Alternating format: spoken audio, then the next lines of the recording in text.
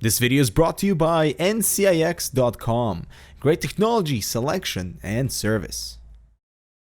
Hello everyone, this is Dmitry with Canucks, and we see many mini-ITX and micro-ATX cases starting to strive within the gaming community, as the demand for compatible hardware is growing as we want to build ourselves, the smallest yet powerful systems. So today we're taking a look at the Sapphire R9 285. This is AMD's latest Tonga GPU, and we'll be seeing how the compact edition of the card that is significantly shorter at just 171mm compares to the Dual X version of the same GPU. And to get the specs right out of the way, the R9 285 has 1792 streaming processors with 2GB of VRAM on a 256-bit bus. The compact edition is clocked slightly lower at 928 MHz on the core and 1375 MHz on the memory, while the Dual X is a tap higher at 956 MHz on the core and 1400 MHz on the memory. And I really want to see whether or not you can squeeze just as much performance out of the compact edition of the card,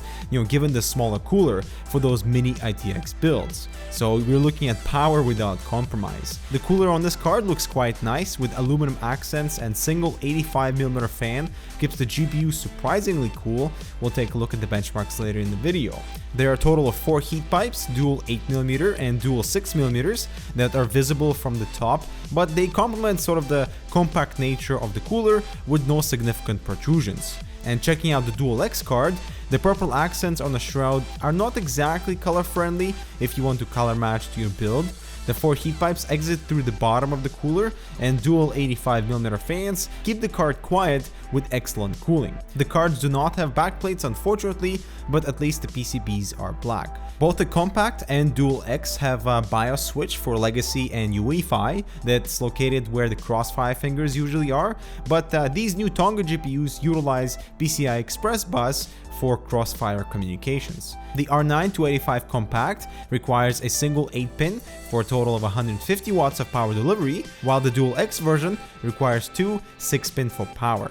For display connectivity, they are also a little bit different. The Dual X features Dual Link DVI-I and Dual Link DVI-D, HDMI and DisplayPort 1.2, while the compact is equipped with 2 mini display outputs, HDMI and Dual Link DVI-I. And now let's move on to the benchmarks. That would be really interesting to see how the mini-ITX compact version will play out compared to the larger Dual X. I was able to seamlessly overclock the compact to 1039 MHz on the core and 1500 MHz on the memory.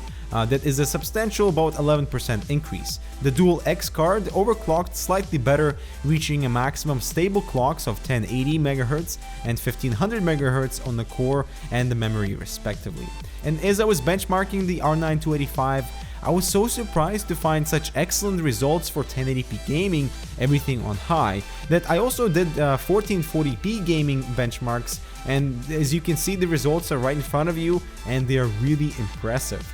Now the Dual X was cooler both at idle and load, understandably so, with that extra heatsink real estate and the extra fan, but wow, did the Sapphire do a good job on the compact cooler with just a few degrees hotter, and because the fan has to ramp up, it was slightly louder than the Dual X. And so the R9 285 mini-ITX compact edition from Sapphire is an absolute beast of a card for tight spaces that performed so well in games, especially when compared head-to-head with the bigger brother, the R9 285 Dual X.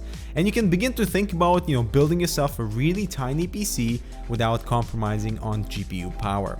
So we hope you enjoyed this performance review video of the Sapphire R9 285 compact and Dual X cards, and let us know what card you'd like us to review next. As always, thank you for watching. Don't forget to subscribe for more similar content, and give us a like if you found this video helpful, and we'll see you in the next one.